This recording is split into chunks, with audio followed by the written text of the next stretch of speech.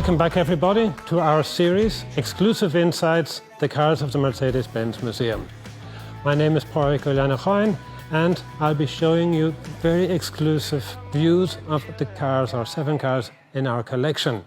And today, in the 6th episode, we'll be looking at the, get this name, the AMG-Mercedes 190E 2.5/16 Evolution 2.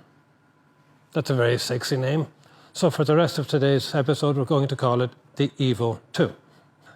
And the Evo 2 was built, this one was built in 1990, based on the W201, the baby Benz, the 190, launched in 1982. And that was a compact car, Mercedes-Benz first executive compact car. And we're going to have a look at it right now. And this is it, the Mercedes-Benz W201.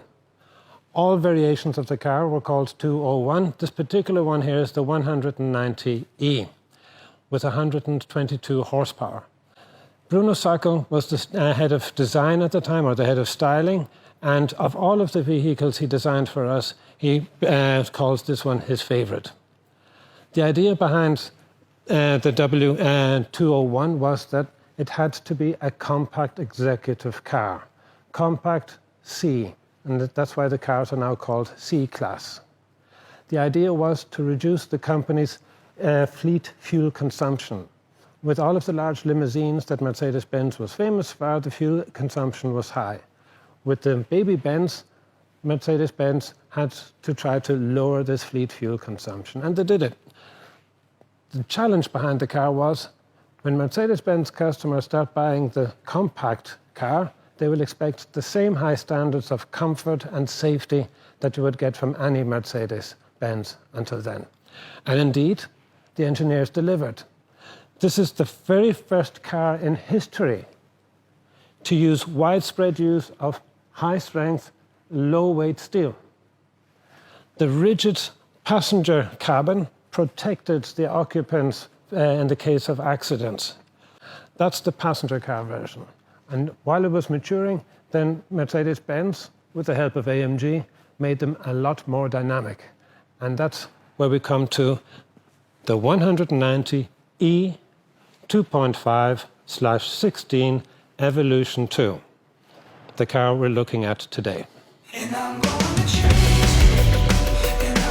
So there's a good reason for us to call our series Exclusive Insights, because what I'm now going to do for you in our show, or in our episode, is not allowed in the museum. I am going to go up this ramp to show you the Evo 2. Built 8 years after the baby Benz was launched, it was matured a lot, and for the races, top performance, you have this spoiler at the back, which can be extended, or this part can be retracted. You have this adjustable spoiler, and altogether they could give you a 51 kilo down push. Very important for road holding. Compared to the Evo 1, the Evo 2 now had 17-inch wheels. And to be honest, I have never seen the inside of this car before. Okay, I've seen it, but I've never been in it. So there's not much I can tell you about the buttons and switches, what they all do. So why don't you just have a look for yourselves?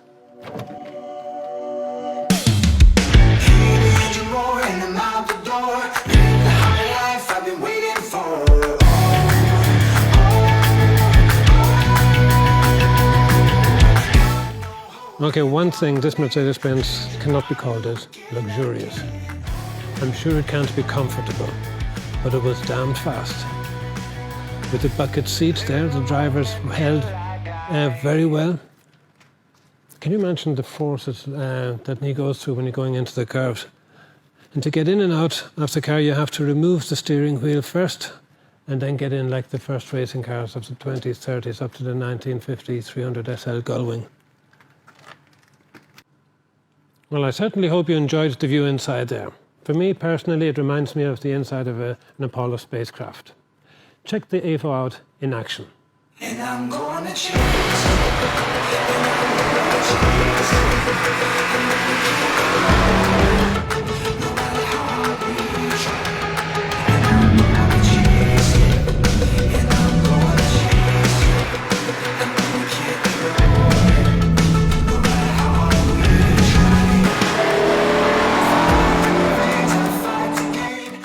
I hope you'll view us again next week for the last of our series.